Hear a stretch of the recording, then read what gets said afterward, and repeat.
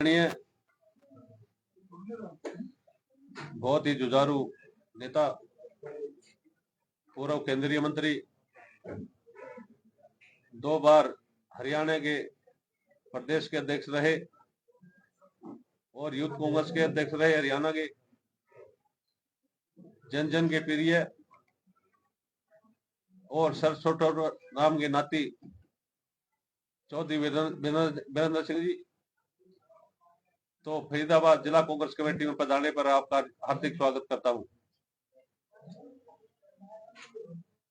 और आज जो यात्रा चल रही है, आज उसके बारे में कांग्रेस के कार्यकर्ताओं की और सीनियर साथियों की मीटिंग की है और चौधरी साहब ने जो दिशा निर्देश दिए, हर विधानसभा के हर कार्यकर्ता कांग्रेस के झंडे को और हाथ के पंजे का स्वागत करने का काम करेगा। चौधरी वीरेंद्र सिंह जी का स्वागत करने का काम करेगा, जो हरियाणा में पहली बार 90 के 90 विधानसभा क्षेत्र में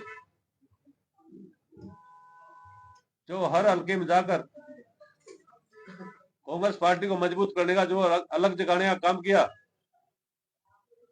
इससे कांग्रेस के कार्यकर्ताओं में बहुत ही उत्साह है, बहुत ही लगन के साथ, मजबूती के साथ पदयात्रा का स्वागत करने का काम कर रहे हैं और एक एक विधानसभा की समस्याओं को भी इकट्ठा किया जा रहा है कि किसान की है, कि मजदूर की है, कि व्यापारी की है।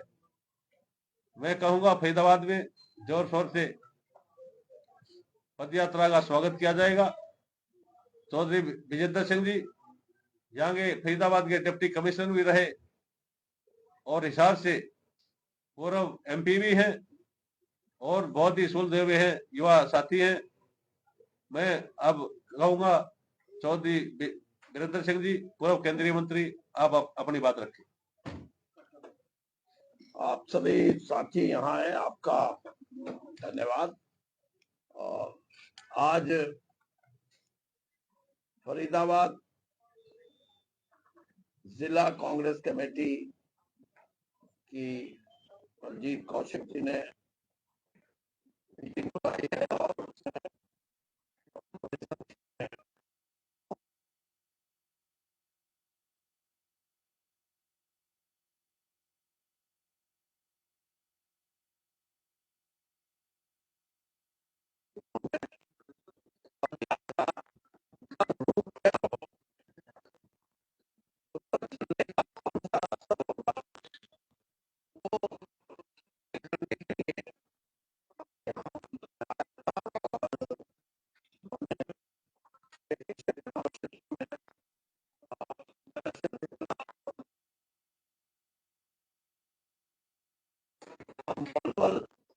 जिला के तीनों विधानसभा क्षेत्रों का कार्य पूरा करके और फिर पदार्पण करेंगे आपके फरीदाबाद जिले में और 2 दिन 10 और 11 को हम यहाँ होंगे और 12, 13, 14 का विश्राम होगा। फिर 14 के बाद फिर 15, 16, 17, 18 और 19, 20 इन दिनों में 6 की 6 विधानसभा का सफर यात्रा पूरी करेंगे। और सभी साथियों ने आज कैसे यात्रा होगी उसकी थोड़ी सी मैंने जानकारी दी है कि एक दिन में आप 15-16 किलोमीटर का कार्यक्रम रखें और कुछ क्षेत्रों में 2 दिन की यात्रा भी होगी और कुछ में 1-1 दिन की। जो बड़े शहर हैं जहाँ सिर्फ शहर में ही सारे मतदाता हैं, वहां 1-1 दिन का हमारा कार्यक्रम होगा। तो इस तरीके से ये यात्रा, जिसको सद्भाव यात्रा का नाम है और इसका स्लोगन भी यही है, कांग्रेस का हाथ भाईचारे के साथ। तो बृजेंद्र सिंह और उसके लगभग 120 के करीब ऐसे साथी हैं जो शुरू से यात्रा में चल रहे हैं। आज शायद उनका 92वां या 91वां दिन है और ये यात्रा 3000 किलोमीटर के करीब सफर पूरा करेगी। उसमें से 1100 किलोमीटर का सफर अभी तक हो चुका है। और जब यहाँ हम 6 विधानसभा क्षेत्रों में सफर होगा, यात्रा होगी, तो 42 विधानसभा क्षेत्र हरियाणा के कवर हो जाएंगे। हरियाणा विधानसभा में 90 हैं और उसके बाद फिर चौथा चरण, ये तीसरा चरण है हमारा, हमने बांट रखे 15-15 चुनाव क्षेत्र। तो इसके बाद चौथा जो चुनाव क्षेत्र है, जो कार्यक्रम है चौथा, वो यमुनानगर से शुरू होगा। उसमें भी 15 विधानसभा क्षेत्र कवर किए जाएंगे और उसके बाद फिर कैथल से शुरू होगा और उसके बाद सिरसा से, और आखिरी जो पड़ाव है वो 10 विधानसभा क्षेत्र होंगी। उसमें महेंद्रगढ़ और गुड़गांव, रोहतक, झज्जर, ये 10 विधानसभा क्षेत्र आखिरी हमारा चरण होगा। तो ये यात्रा का बहुत बड़ा, हमारे खास तौर पे जो बुद्धिजीवी वर्ग है, पढ़े लिखे जो सामाजिक कार्यकर्ता भी हैं, उसमें सिर्फ सामाजिक कार्यकर्ता जो धर्म की भी सही व्याख्या करने में सक्षम है, क्योंकि हमारा ये इलाका जागृत इलाका है जहां तक धर्म की परिभाषा की बात है। और वकील लोग हैं, डॉक्टर हैं, टीचर हैं, लेक्चरर्स हैं कॉलेजेस के, और सही मायनों में मैं कहूं तो हरियाणा के कर्मचारी वर्ग से भी बड़ा हमारे को अच्छा लोगों का समर्थन मिल रहा है।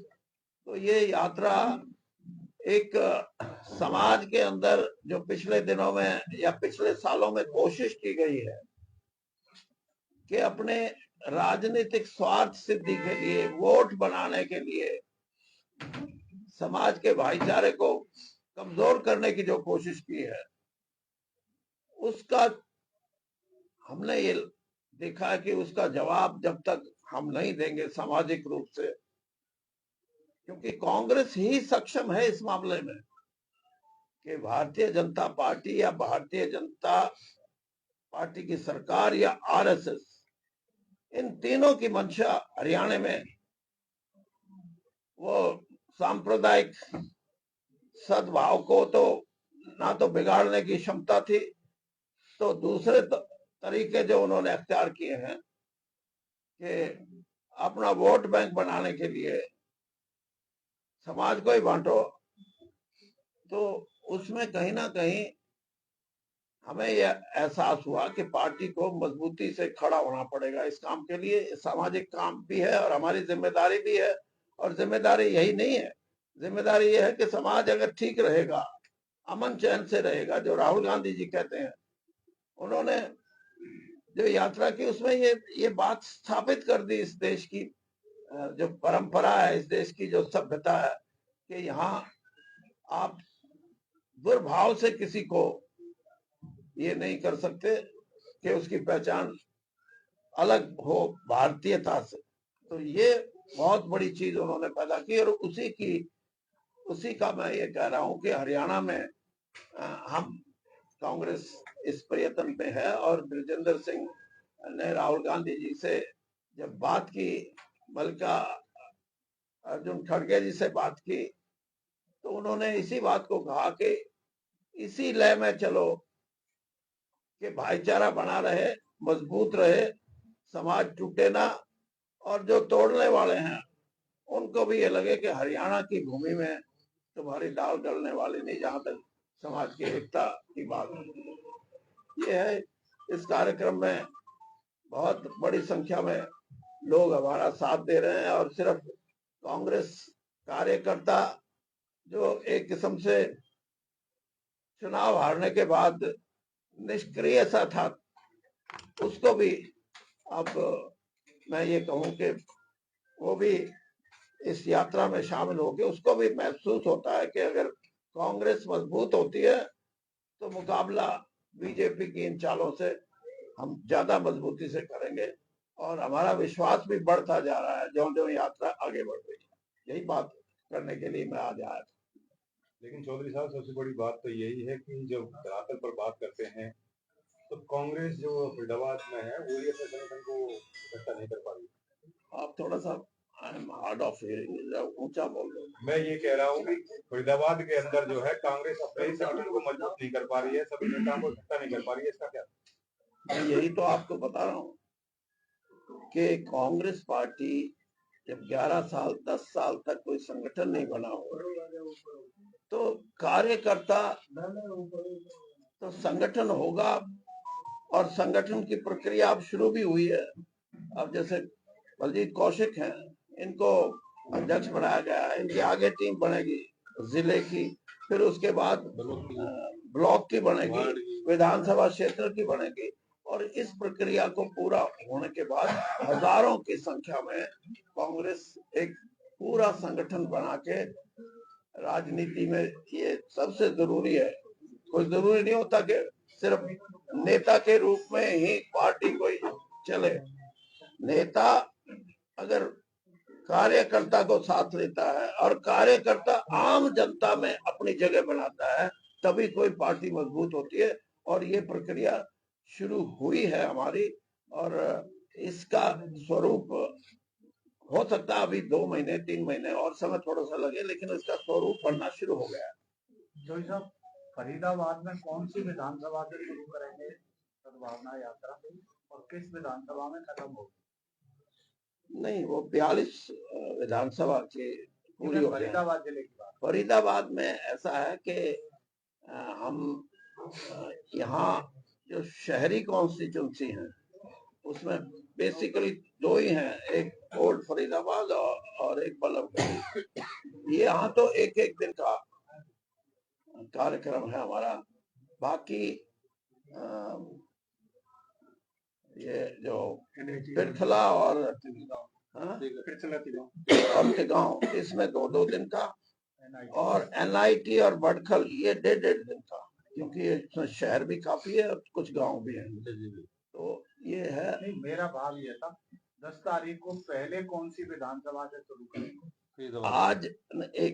आज जो हमारे साथी हैं उनसे जो मीटिंग हुई है वो अभी भी वो इस चर्चा कर रहे हैं। आज शाम तक हमारे को वो रूट बना के दे देंगे, उसके बाद फिर हम प्रेस को बताएंगे। तो सर टोटल कितने दिनों का, कितने चरण का है? अब 1.5 और 1.5 3 और 4 7 और 2 9 2 दिन लगेंगे।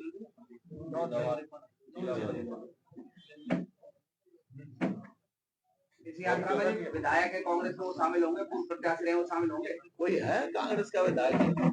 कांग्रेस के लिए तो बस अब यही बात है, यानी आपका सवाल सिर्फ तेवतिया जी से ही सीमित है। हम कभी कहते तेवतिया जी भी आए, और नहीं भी आते तो कार्यकर्ता तो आ रहे हैं।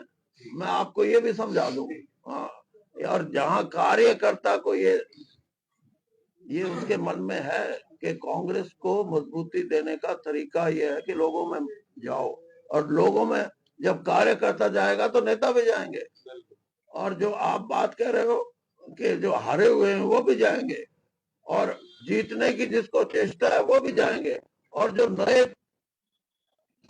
राजनीति में प्रवेश करके